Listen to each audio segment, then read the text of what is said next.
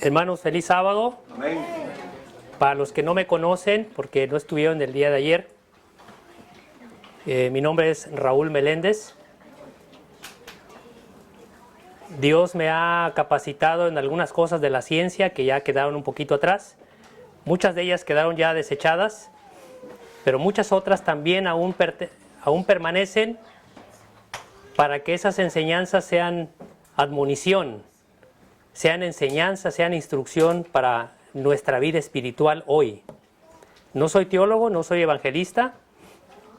Dios me ha traído hasta aquí, en mi edad y en este tiempo, para platicar y conversar algunas cosas y ver las cosas que aparecen en las Sagradas Escrituras desde otro punto de vista, desde otro enfoque. Tomé esta cita bíblica de Hechos 10:34, porque desde el punto de vista médico, recuerden que tenemos que ver la medicina que se maneja hoy en día por los médicos. Hay que tomar lo que sea bueno de esa medicina y lo que no sea bueno desecharlo. Pero además hay que considerar la medicina espiritual, que es la más efectiva, que es la más segura. En esta pequeña historia, que es sobre cómo es que parte de un grupo de gentiles se convierte y acepta la palabra, porque también la palabra, la salvación era para ellos, no nada más para los judíos, sino incluía a toda la raza humana. Aquí dice, en el versículo 34, dice: entonces Pedro, abriendo su boca, dijo: a la verdad entiendo que Dios no hace acepción de personas. Es decir, no excluye, no separa. Todos somos iguales ante los ojos de Dios. Pero rescato esto desde el punto de vista de salud del versículo 38. Vean con qué admiración habla Pedro. Dice: cómo Dios ungió a Jesús de Nazaret con el Espíritu Santo y con poder. No perdamos de vista eso. Con el Espíritu Santo y con poder, el cual anduvo haciendo el bien y sanando a todos los oprimidos del diablo, porque Dios estaba con él. Amén. Amén. Aquí usa una palabra que es clave. Porque decíamos ayer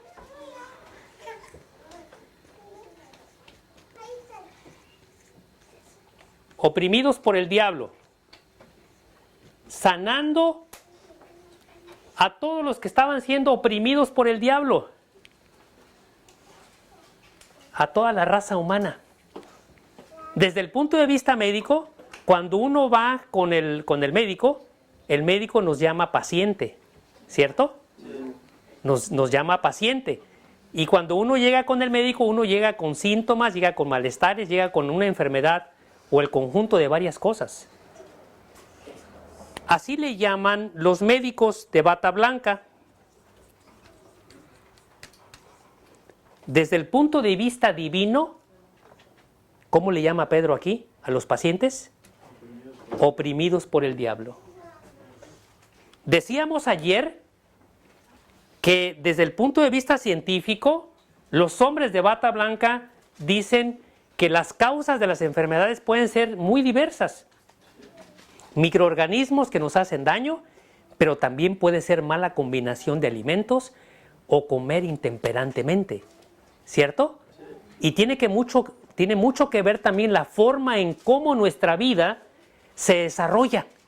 Si vivimos en extrema tensión o vivimos en desobediencia.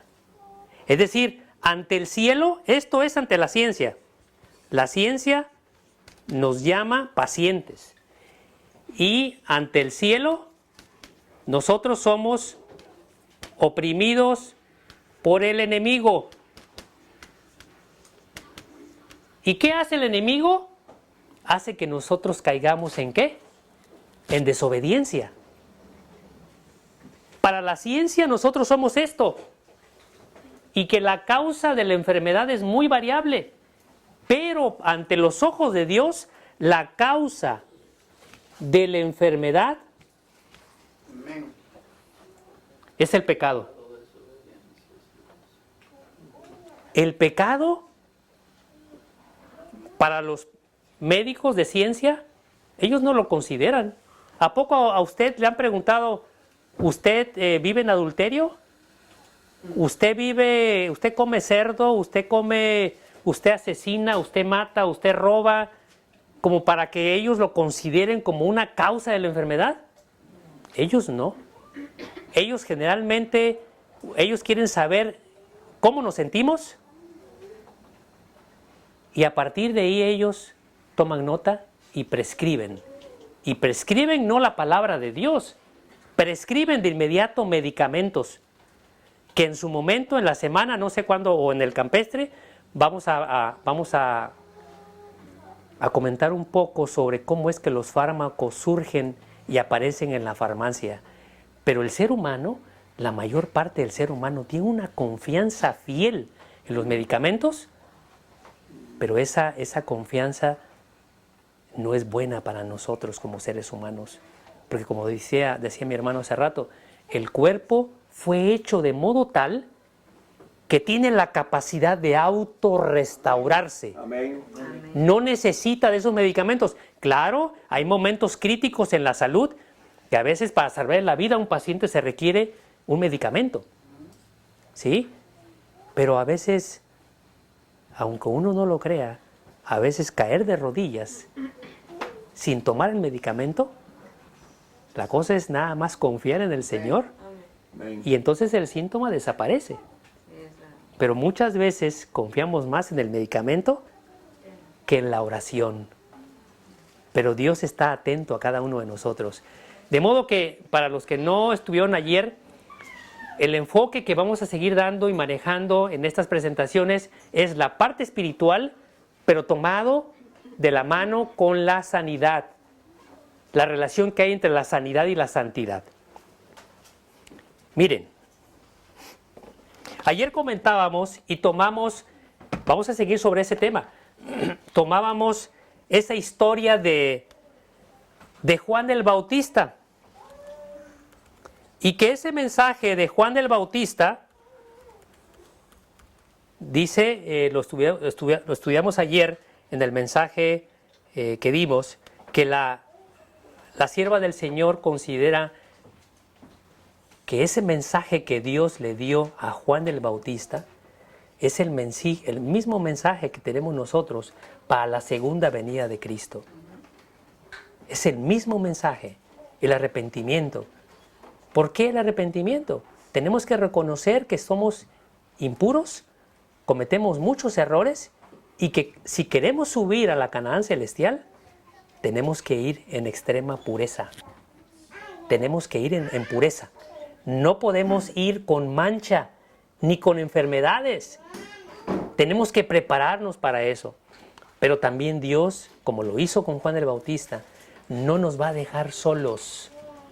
Nos va a dar de la compañía del Espíritu Santo para que entonces nosotros adquiramos esa fortaleza y nos preparemos. Solo necesitamos estar dispuestos a empezar a hacer eso, para que Dios empiece a operar. De otra manera, no lo va a hacer. Escuchaba hace rato la frescura de las palabras de mi sobrina. Dios, Jesús, cuando estuvo aquí en la tierra, todavía aplicó ese consentimiento informado que se da a los pacientes en el hospital. Cuando a uno lo van a operar o lo van a intervenir a través de un procedimiento invasivo, le dicen, mira, firma este documento. Se le llama consentimiento informado, en donde tú tienes que aceptar que el procedimiento que se va a hacer, tú lo estás decidiendo para mejora de tu salud. Jesús también lo hizo.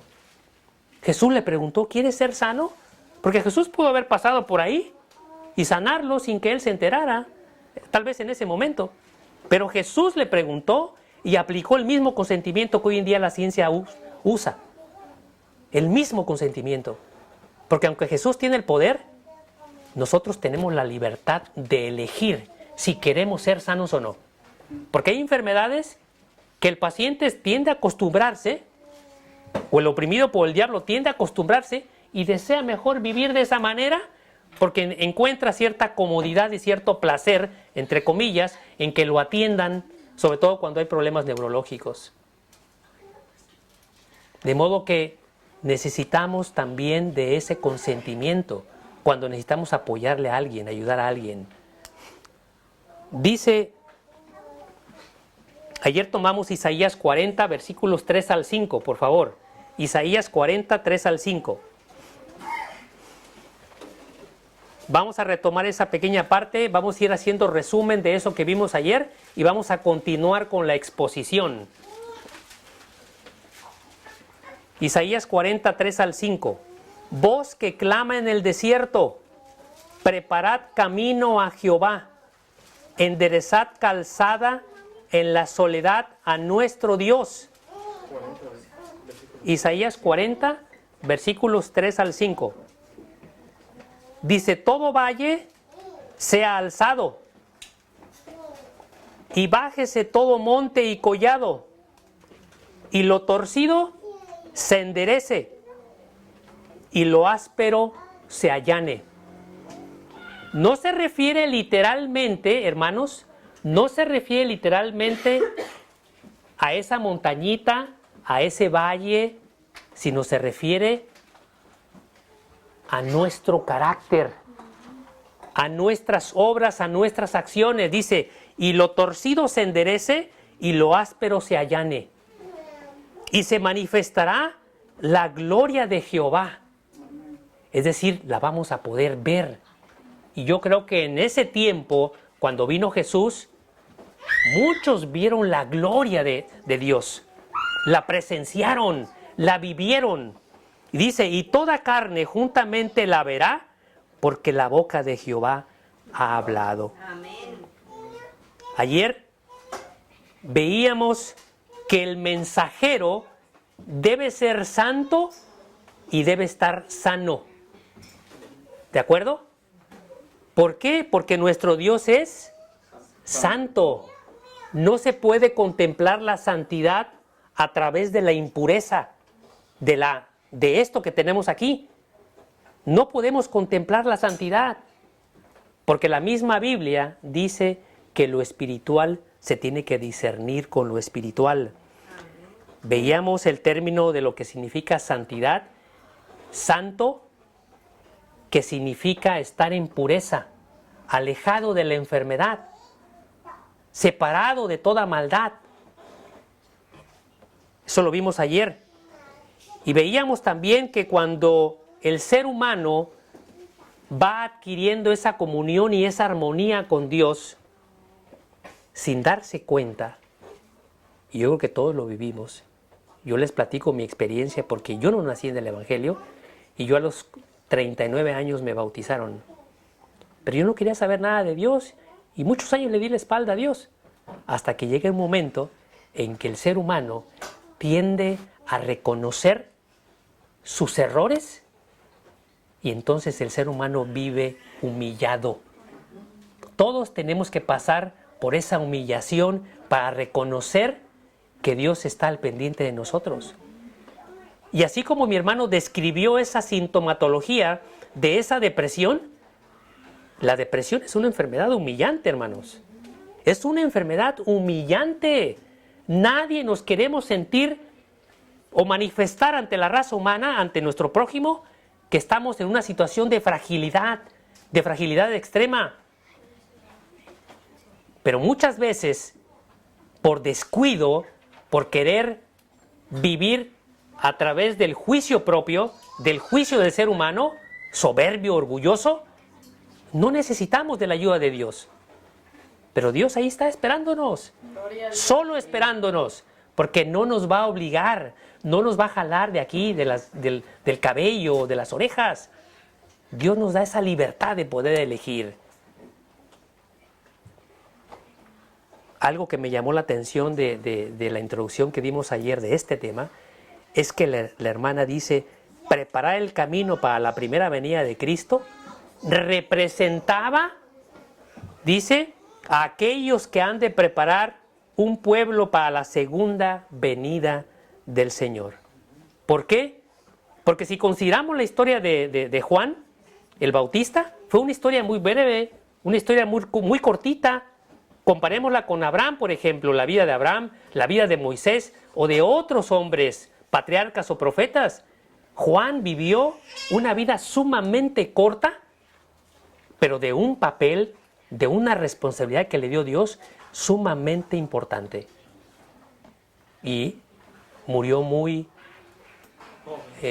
joven, y su muerte fue dura, fue terrible.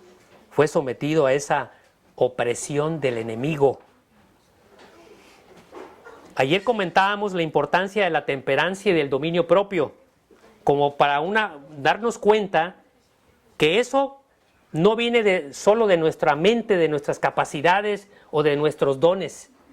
Viene de la extrema comunión con Dios. Amén. Porque hasta para dejar un mal hábito de consumir, por ejemplo, mucho pan, o para dejar ese hábito de beber bebidas con azúcar, bebidas obscuras, para todo eso necesitamos siempre de la ayuda de Dios para quitarnos eso. No podemos solos.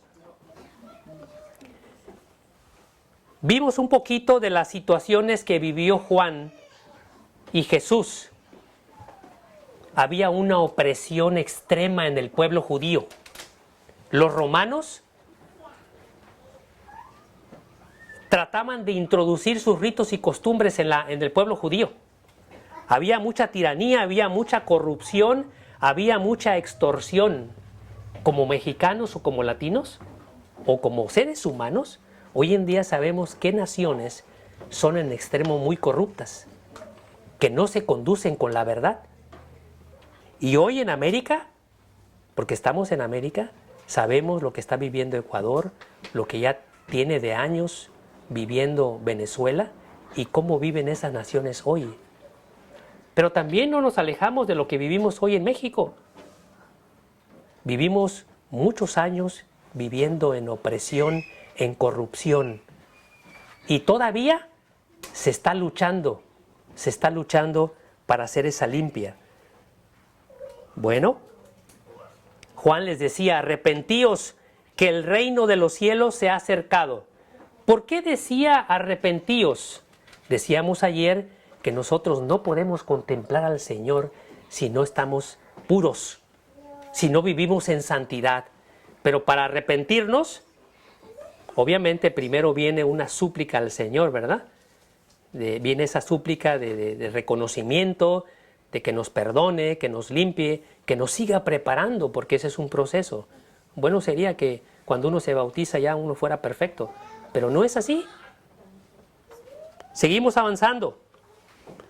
Juan denunciaba la corrupción, como hoy nuestro digno presidente en la Ciudad de México, todos los días en la mañana está denunciando esa corrupción, denunciando. Y a los que hacían todo eso, que vivían en deshonestidad, con títulos académicos y todo, pero corruptos, ladrones. Juan denunciaba cara a cara a los gobernantes, cómo eran de corruptos. Pero algo hacía Juan también, denunciaba el pecado. Denunciaba el pecado. Dice aquí, la sierva del Señor en el deseo de todas las gentes, dice que como símbolo de la purificación del pecado, Juan bautizaba en las aguas del Jordán. Así, mediante una lección objetiva muy significativa, declaraba que todos los que querían formar parte del pueblo elegido de Dios estaban contaminados por el pecado y que sin la purificación del corazón y de la vida no podrían tener parte en el reino del Mesías. Así hoy, hermanos, tenemos que tener plena conciencia que si no limpiamos este templo, si no lo seguimos preparando con la ayuda del Espíritu de Dios, no vamos a hacer gran cosa. Aunque vengamos aquí todos los sábados. Esto es un proceso continuo, que cada vez que nos equivocamos, cada vez tenemos que pedir perdón por lo que hicimos mal. Dice aquí en el deseado, Los judíos habían interpretado erróneamente la promesa de Dios de favorecer eternamente a Israel. Escuchen bien esto, porque esto lo vivimos hoy, que porque estamos en un techo adventista, donde se proclama mucha luz, ya vamos a adquirir esa salvación. Y no es así. Así ha dicho Jehová, que da el sol para la luz del día, las leyes de la luna y de las estrellas para la luz de la noche. Jehová de los ejércitos es su nombre. Si estas leyes faltaren, escuchen bien, delante de mí, dice Jehová, también la simiente de Israel faltará para no ser nación delante de mí todos los días. O sea, que si Dios quitaba esas fuentes de luz, pues también el pueblo de Dios se iba a perder. Pero entonces ellos creían que por eso ellos eran, de alguna manera, estaban asegurados con esa promesa. Que pasara lo que pasara, Dios los iba a rescatar siempre. Como hoy en día dicen que los que ya son salvos, ya, por gracia y para entrar al cielo. Haga lo que yo haga. Pero vean lo que dice aquí.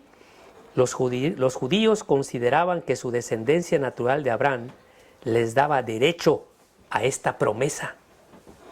Pero pasaban por alto las condiciones que Dios había especificado. Antes de hacer la promesa había dicho, daré mi ley en sus entrañas y la escribiré en sus corazones, y seré yo a ellos por Dios y ellos me serán por pueblo. Porque perdonaré, ahí está la clave, porque perdonaré. Es decir, que si yo no entro en ese proceso de arrepentimiento para adquirir el perdón, yo no puedo ser salvo. No puedo. Por muchas buenas obras que yo haga, si yo no clamo a Dios por ese perdón, seguiré con esas manchas. Y cuando venga Jesús y se pueda ver ahí en las alturas, habrá muchos que no lo van a poder contemplar. ¿Por qué? Porque no están preparados para ver la santidad. Entendemos o tratemos de entender la fisiología divina. Este libro de medicina espiritual divina, nos dice que sin santidad nadie podrá contemplar a Dios. Porque Él nos hizo. Tenemos una estructura que podemos contemplarnos con nuestros ojos, escucharnos con nuestros sentidos, palparnos, pero además hay una parte interesante en esta estructura que tiene mente, que tiene cuerpo, etc. Que tenemos espíritu. Eso no lo podemos ver con un equipo de resonancia magnética nuclear. Por mucho que los médicos y la ciencia avance, nunca podrán observar a simple vista la presencia del espíritu en un ser humano. Y los que estudiamos medicina espiritual o la medicina divina, sabemos que a través del espíritu nosotros podemos contemplar la naturaleza divina. Si el espíritu de Dios está en armonía, el hombre y Dios. Es así como nosotros entramos en esa naturaleza. Dice, la maldad de ellos, dice, perdonaré la maldad de ellos y no me acordaré más de sus pecados. Es decir, está hablando también del proceso de purificación. ¿Por qué? Porque solamente así, en esa fisiología divina, es que nosotros podemos contemplar, y además, mientras venga Jesús, solamente a través de esa purificación es como nosotros podemos contemplar mucho de lo que aparece en este libro de medicina celestial. De otra manera, recuerden que el pecado enmascara todo lo que Dios tiene para nosotros. Entendamos eso, No podemos contemplarlo si vivimos en desobediencia o si estamos en condiciones delicadas de salud. No podemos contemplarlo. Dice aquí, el favor de Dios se asegura a aquellos en cuyo corazón está escrita su ley. Son uno con Él. Ayer hice un pequeño dibujo, muy simple. Cuando Dios creó a Adán y a Eva, imaginemos que en esta circunferencia, aquí tenemos a Dios. Adán y Eva vivían, voy a separarlo aquí así, dentro del mismo círculo, vivían, aquí estaba Adán y Eva. Vivían en comunión estrecha con Dios, vivían en armonía. Nosotros hemos escuchado que la naturaleza divina está Dios Padre, Dios Hijo y Dios Espíritu Santo, ¿verdad?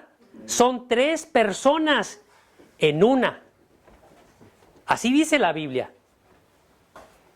Pero ¿qué pasó cuando Adán y Eva cometieron desobediencia? Entonces Dios quedó por acá y el hombre, el ser humano, quedó separado. ¿De acuerdo? Pero esto, aunque hay una cierta distancia aquí entre Dios y el hombre, Dios mandó a Jesús para que entonces el hombre tuviera que restaurarse nuevamente a la imagen divina, a esa imagen que Dios había creado. Y entonces ahora está el hombre, está Dios así, y entonces el hombre ahí está, empieza a unirse. La Biblia nos dice que Jesús vivía en armonía con Dios y eran uno. O sea que 1 más 1 no es 2, ¿verdad? Es 1. Bueno, en la fisiología divina, esto que está aquí, vean aquí está Dios y aquí está el hombre. Cuando estamos estudiando las Sagradas Escrituras y estamos contemplándolas, entonces el hombre se acerca más a Dios y llega a contemplar esa naturaleza divina. Porque somos parte de la creación. Dios nos hizo. Es decir, que el hombre puede llegar a esto, nuevamente a estar dentro de la misma esencia de Dios. Porque así nacimos, así fuimos creados. Y entonces, aunque de aquí para abajo nos hemos ido distanciando de Dios, el hombre ha cometido cada vez más errores, no ha querido no ha querido aceptar la naturaleza divina, no ha aceptado cómo es que el ser humano fue creado, no lo ha querido aceptar porque ellos creen que lo que han hecho, los grandes descubrimientos que han hecho, tanto en lo más minúsculo como en lo más grande a nivel de planetas, astros y demás, el hombre ha adquirido cierta soberbia y no creen en el Señor, no lo aceptan. Entonces, pero los que estamos ahora, que de alguna manera Dios nos permitió conocer un poquito de la ciencia, nos ha permitido acercarnos a través de su Espíritu Santo y tratar de regresar nuevamente a esto, a la unidad, en donde 1 más 1 no es igual a 2, sino igual a 1. Amén. Esa es el álgebra o la aritmética sencilla de Dios. Amén. Bueno, sigo leyendo. Dice que Dios y el hombre llegan a adquirir esa unidad a través del fundamento de la ley que está esculpida en el corazón del ser humano. En esa unidad. En marzo de este año, Dios me permitió ordenar las palabras siguientes para ejemplificar esto que está aquí. Dice: hoy, cuando desperté, me di cuenta que estaba sobre la tierra, pero cuando pensé en Él, me di cuenta que estaba en el cielo. Cuando estoy en la tierra soy hierba, soy paja, soy frágil. A veces soy flor cuando estoy con los demás y nada cuando estoy solo. Pero cuando medito en Él, me siento como Él, porque así fuimos hechos a semejanza de Él. Así logro estar con Él. Así es la lectura y la cercanía entre Él y yo, entre Dios y el hombre. Por eso me gusta estar en el cielo, porque estoy con Él distraído de lo que pasa en la tierra. Porque cuando pienso que estoy en la tierra, pienso en mí y esto me aleja de Él y me angustio y me doy cuenta que no puedo vivir sin Él. Me da hambre y sed, me siento incompleto, sin plenitud, vacío. Me sacio cuando estoy con Él y aprecio en gran manera cuando pienso sobre su proceder. Porque ¿qué es el hombre para que de Él tengas memoria? Somos nada separados de Él, pero también somos su creación. Somos la niña de sus ojos y esto me hace estar cerca de Él y por eso vivo y existo y es así como llego a estar con Él y Él con nosotros. Del cielo a la tierra y de esta a su trono. Jesús, de carácter perfecto, manso y humilde, el eterno. Yo, el imperfecto, el impaciente, el mortal. Pero en Jesús soy glorioso, soy sensible y tierno, soy un milagro, soy como Él. Amén. Dice el Espíritu Profecía, para soportar estos pensamientos. El organismo físico del hombre está bajo la supervisión de Dios.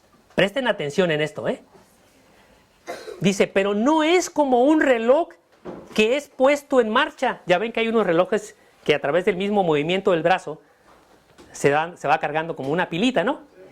Bueno, dice, no es como un reloj que es puesto en marcha y que sigue andando por su cuenta. Late el corazón, una pulsación sigue a la otra, una respiración se efectúa después de otra, pero todo el ser está bajo la supervisión de Dios. Amén. O sea, como Jonás, aunque él se fue por otro lado, no respetando la instrucción de Dios, él se dio cuenta, el hombre. Jonás se dio cuenta. Pero no podemos escapar de los ojos de Dios. Por mucho que nos vayamos y nos escondamos. Así como le preguntó cuando Dios llamó a Adán, ¿dónde estás, Adán? Adán se escondió. ¿Cierto? Cuando el hombre se esconde es porque trae algo en el corazón. Y ustedes acuérdense de esa escena. El primer síntoma que apareció en el Edén, en donde todo es pureza y santidad, en ese momento había un granito llamado Adán que sintió miedo. No le dio diarrea o le dio otra cosa, recuerden. No le dolió la cabeza, le dio miedo. Ahí apareció el primer síntoma. Dice, vosotros sois labranza de Dios, edificio de Dios. En Dios vivimos y nos movemos y somos. Cada latido del corazón, cada respiración es la inspiración de aquel que alentó en la nariz de Adán el hálito de vida. Desde el punto de vista médico, tenemos que entender que la vida o el hecho de que mi corazón lata o que yo respire una tras otra, no quiere decir que es por la naturaleza misma, porque creemos que Dios, mucha gente cree que Dios es la naturaleza. Escuchen lo que les digo, Dios es la naturaleza. Ellos no creen en el Dios de la naturaleza, el creador de la naturaleza. Ellos no creen en ese Dios. Dice aquí, cada latido del corazón, cada respiración es la inspiración de aquel que alentó en la nariz de Adán el hálito de vida. La inspiración del Dios omnipresente, el gran yo soy. Es decir, que nosotros hoy estamos aquí por la misericordia de Dios. Amén. No porque hayamos hecho grandes obras, nada de eso. Existimos hoy, pensamos, analizamos, estudiamos, somos porque hay un Dios grande que está supervisando nuestra propia vida. El Señor creó al hombre del polvo de la tierra, hizo de Adán un participante de la vida y naturaleza de Dios. Fíjense lo que dice aquí. Dice aquí, de Adán un participante de la vida y naturaleza de Dios. Es decir, que en nuestra vida, en nuestra personalidad, cuando vivimos en armonía y somos uno con Dios, Dios se manifiesta en nuestro ser y contemplamos su naturaleza divina en este pedazo de barro.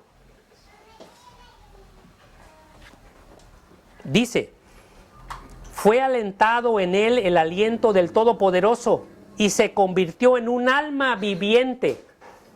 Presten atención a eso. No somos un simple esqueleto con huesos, con tendones o con carne. No somos nada más eso. Dice aquí que Adán era perfecto en su forma, fuerte, bien parecido, puro. Llevaba la imagen de su Hacedor. Amén. ¿Podemos entender eso, hermanos? ¿Podemos verlo?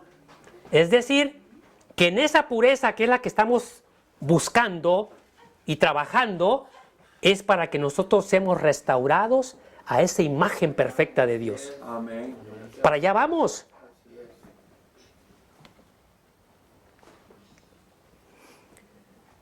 Debemos aprender de Cristo.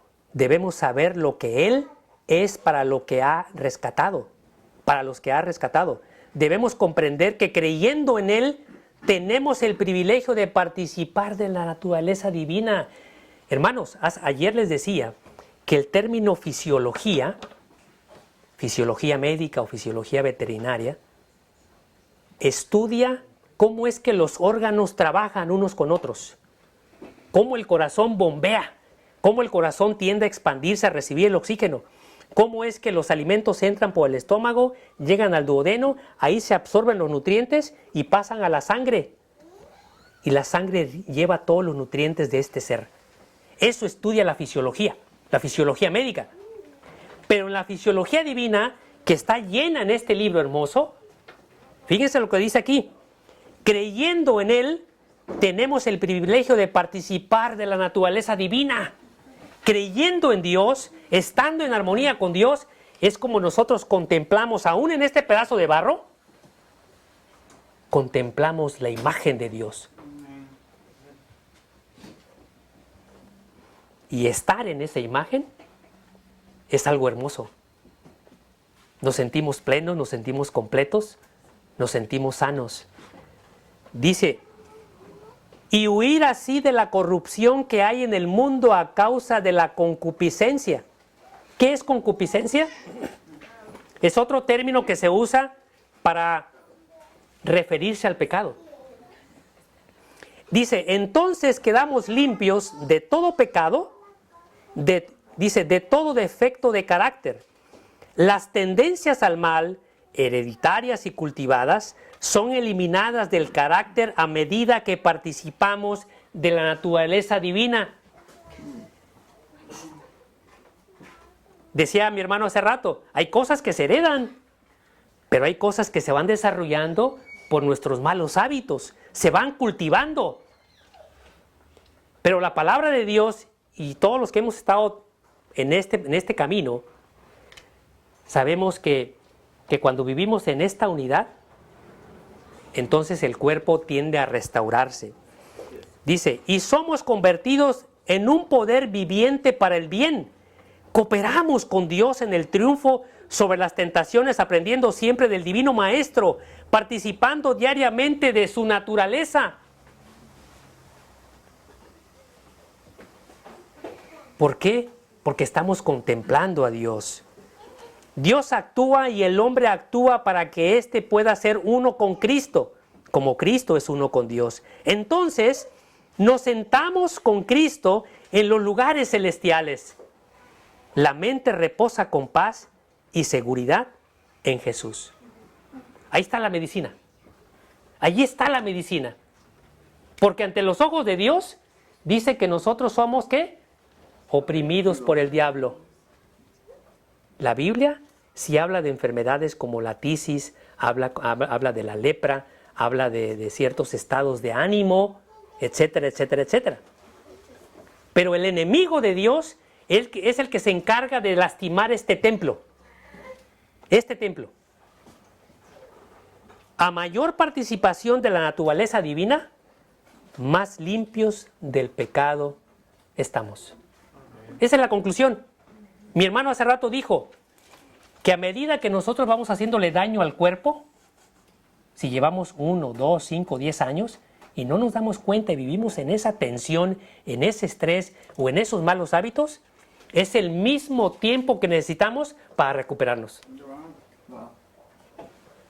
Pero aquí dice, a mayor participación de la naturaleza divina, más limpio de pecado estamos. Ahí está la medicina, ahí está la esencia de la medicina divina. Estas cosas son escritas para nuestra admonición, para nuestra enseñanza, en quienes los fines de los siglos han parado. ¿Con cuánta frecuencia interpretamos erróneamente las bendiciones de Dios? Y nos lisonjeamos de que somos favorecidos a causa de alguna bondad nuestra. Dice, nos lisonjeamos, nos creemos, nos sentimos que tenemos todo ganado. Cuello alto. Así es. Dios no puede hacer a favor nuestro lo que anhela hacer. Escuchen esto, porque en Dios hay puro amor. Aunque Él quiera hacerlo, no lo puede hacer. Está en función de nosotros. Vean lo que dice aquí. Sus dones son empleados para aumentar nuestra satisfacción propia. Pero también dice, y para endurecer nuestro corazón en la incredulidad y el pecado. Vean cómo estamos hechos, ¿eh? Es decir, nosotros en la medida que contemplamos la naturaleza divina, estamos en el proceso de santidad y de purificación. Estamos en el proceso correcto, en el camino correcto. Pero si vivimos en incredulidad o en pecado, entonces vamos a empezar a saborear lo otro. Ayer decíamos que en Levítico 26, donde habla de bendiciones y de maldiciones, hay una relación directa entre la obediencia y la salud. Y la enfermedad está muy relacionada con el pecado, con la desobediencia. Dicho de otra manera, a mayor pecado, mayor enfermedad, tanto física como mental.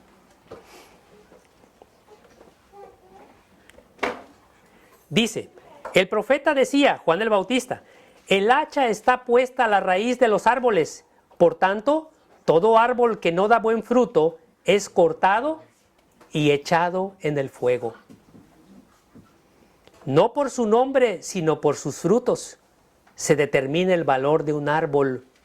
Si el fruto no tiene valor, el nombre no puede salvar al árbol de la destrucción. Dicho de otra manera, dice la Biblia que por sus frutos los conoceréis. Aquí en esta misma analogía, dice que aquel árbol que no da buen fruto es cortado. No importa el título, no importa el nombre que traigas. Juan declaró a los judíos que su situación delante de Dios había de ser decidida por su carácter y su vida. La profesión era inútil. Si su vida y su carácter no estaban en armonía con la ley de Dios, no eran su pueblo. O sea, Dios no los voltea a ver. Ahí se genera esa separación entre el hombre y Dios. Dice, bajo sus escrutadoras palabras, sus oyentes quedaron convencidos. Vinieron a él preguntando, pues ¿qué haremos? Él contestó, el que tiene 2 túnicas, dé al que no tiene. Fíjense todo el mensaje de arrepentimiento y más allá que Dios estaba proclamando a través de los labios de Juan. Si tienes 2 túnicas, dé al que no tiene. Y el que tiene que comer, haga lo mismo. Compártalo con el que no tiene. Todos los que se hacían súbditos del reino de Cristo, decía él, debían dar evidencia de fe y arrepentimiento. En su vida debía notarse la bondad, la honradez, la fidelidad. Debían atender a los menesterosos y presentar sus ofrendas a Dios. Debían proteger a los indefensos y dar un ejemplo de virtud y compasión. Así también los seguidores de Cristo darán evidencia del poder transformador del Espíritu Santo. En su vida diaria se notará la justicia, la misericordia y el amor de Dios. De lo contrario, son como el tamo que se arroja al fuego. Nos vamos acercando al final. Yo a la verdad os bautizo en agua para arrepentimiento. Yo no sé cuántos de aquí se hayan bautizado, pero acuérdense que en esa simbología, que es muy importante para el proceso de salvación, finalmente la esencia de eso es el arrepentimiento. Pero recuerden, no termina ahí. Sigue todavía. Dice, más el que viene tras mí, más poderoso es que yo. Él os bautizará en Espíritu Santo y en fuego. El profeta Isaías había declarado que el Señor limpiaría a su pueblo de sus iniquidades, con espíritu de juicio y con espíritu de fuego. La palabra del Señor a Israel era, volveré mi mano sobre ti y limpiaré hasta lo más puro tus escorias. Cuando leamos la palabra santo, santidad, limpieza, pureza, puro, todo eso va dirigido a que sin santidad nadie podrá ver al Señor. Por eso era muy importante el mensaje de Juan el Bautista. Y es el mismo mensaje que sigue Jesús y que siguen todos los demás discípulos. Y es el mismo que tenemos que seguir hoy. No hay cosa nueva, es el mismo mensaje. En todos los que se sometan a su poder, el Espíritu de Dios, escuchen esto, el Espíritu de Dios consumirá el pecado. Entendamos la fisiología divina. Todos los que se sometan al Espíritu de Dios consumirá el pecado. Pero si los hombres se aferran al pecado, llegan a identificarse con él. Entonces la gloria de Dios que destruye el pecado debe destruirlos a ellos también. Y pone el ejemplo la hermana White, el ejemplo de Jacob. Dice Jacob, después de su noche de lucha con el ángel, exclamó, vi a Dios cara a cara y fue librada mi alma. Jacob había sido culpable de un gran pecado en su conducta hacia Esaú, pero se había arrepentido, su transgresión había sido perdonada y purificado de su pecado. Fíjense eso, y purificado de su pecado. Por lo tanto, podía soportar la revelación de la presencia de Dios. Por lo tanto, es decir, concluye, por lo tanto, podía contemplar la naturaleza o la gloria de Dios. Dice, pero siempre que los hombres se presentaron a Dios mientras albergaban voluntariamente el mal, fueron destruidos. Así fue. Y tenemos muchos ejemplos en la Biblia. Cómo Dios usó a Nabucodonosor, que en algún momento de su vida le llamó mi siervo. Dios lo usó a ese hombre como chicotito para que el pueblo de Dios se arrepintiera. En la medicina que practica mi sobrina, mi hermano lo contempló hace rato en la mañana, temprano, él usó estas palabras, me puse a cuenta con Dios.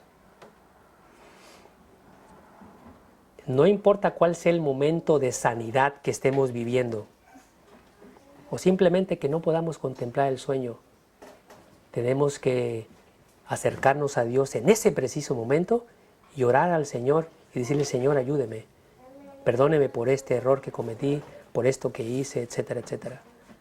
Mi sobrina, ella sabe muy bien que en el proceso de auscultación o de interrogatorio ante su paciente o ante el oprimido por el diablo, ella tiene que contemplar en algún momento si esa persona ha cometido errores ante los ojos de Dios. Y ella sabe, y todos sabemos, que tenemos que acudir a la medicina espiritual para poder adquirir la sanidad del alma primero y la sanidad física viene después. Amén. Todo misionero debe saber eso, porque esa es la fisiología humana divina. Eso es lo que Dios nos ha enseñado en este libro hermoso de medicina. Este es un libro de medicina. Yo lo estudio así y lo veo así, tal vez por mi formación académica. Y Dios me permite ver cosas que a lo mejor en otra profesión no las mira. Pero por eso Dios puso talentos y dones muy diversos en toda esta diversidad. Para que cuando se vive en esa armonía y en esa unidad, se puedan contemplar y se puedan ver. Porque hay cosas que no alcanzamos a ver. Dice, en el segundo advenimiento de Cristo, los impíos serán consumidos con el espíritu de su boca. y destruidos con el resplandor de su venida. La luz de la gloria de Dios, que imparte vida a los justos, matará a los impíos. Ese va a ser el desenlace para ese otro grupo que nunca quiso saber nada de Dios. En el tiempo de Juan el Bautista, Cristo estaba por presentarse como revelador del carácter de Dios. Escuchen esto. Es decir, que la raza humana, en ese preciso momento, cuando vieran a Cristo, iban a poder contemplar al Padre. En su carácter, en la forma como Él hablaba y Él se desenvolvía, y Él sanaba. Su misma presencia haría manifiestos a los hombres sus pecados. O sea que al momento de verlo y al momento de cómo actúa Él, en ese momento el hombre podía ver todas sus faltas. Todas sus faltas. Que es lo que nosotros hacemos cuando vemos la Biblia. Después nos vemos en el espejo y dije, ¿cuántos errores he cometido? Dice, únicamente en la medida en que estuviesen dispuestos, escuchen la palabra dispuestos, a ser purificados de sus pecados, podrían ellos entrar en comunión con Él. No necesitaban más. ¿O a poco le dijo Jesús a los hombres, cuando estés limpio, vienes a mí? No. Solamente requerían estar dispuestos, tener deseos de estar con Él. Eso bastaba para que Jesús entonces pudiera obrar. Dice, únicamente los limpios de corazón podrían morar en su presencia. Terminamos con el mismo versículo con el que empezamos. Voz que clama en el desierto, preparad camino a Jehová, enderezad calzada en la soledad a nuestro Dios. Todo valle sea alzado y bájese todo monte y collado, y lo torcido se enderece, y lo áspero se allane, y se manifestará la gloria de Jehová, y toda carne juntamente la verá, porque la boca de Jehová ha hablado. Hermanos, no enfrentemos nuestras luchas solos. No sé cuáles sean las luchas que ustedes están viviendo, pero no enfrentemos esas luchas solos, porque es imposible luchar. Acuérdense que nosotros fuimos hechos un poco menores que los ángeles, ¿cierto? ¿Y de dónde proviene el enemigo de Dios? De allí viene, de ese grupo. Y además, dentro de ese grupo, era más brillante que los demás.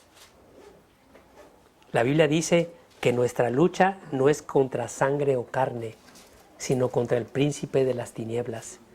Es decir, está luchando un ser humano con un ángel caído, pues nunca vamos a poder hacer nada frente a eso. Como oprimidos por el diablo, acudamos a Dios, pidámosle a Dios la presencia del Espíritu, de su Espíritu Santo, para que nuestra vida pueda conducirse en esa unidad. Que Dios nos bendiga. Amén. Y nos siga preparando para la segunda venida de Cristo. Amén.